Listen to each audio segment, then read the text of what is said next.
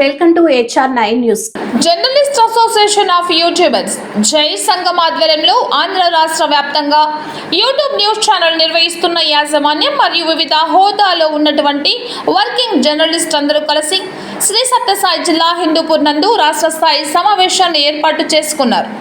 ఈ కార్యక్రమంలో జిల్లాల వారీగా యూట్యూబ్ న్యూస్ ఛానల్ నిర్వహిస్తున్న వర్కింగ్ జర్నలిస్టులు ఎదుర్కొంటున్న సమస్యలను ఒకరికొకరు అడిగి తెలుసుకున్నారు.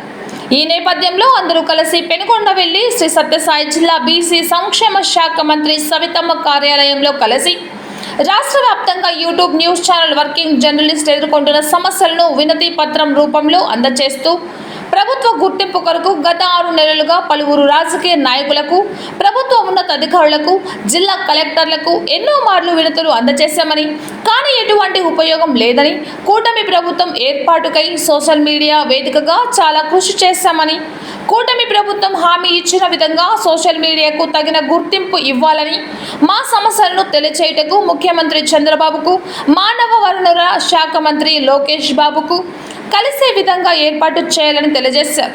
ఈ సందర్భంగా మంత్రి మాట్లాడుతూ RNPR మినిస్టర్ పార్థసారథి దృష్టికి తీసుకెళ్లి త్వరలోనే మీ అందరికీ మంచి జరిగేలా చేస్తానని హామీ ఇచ్చారు.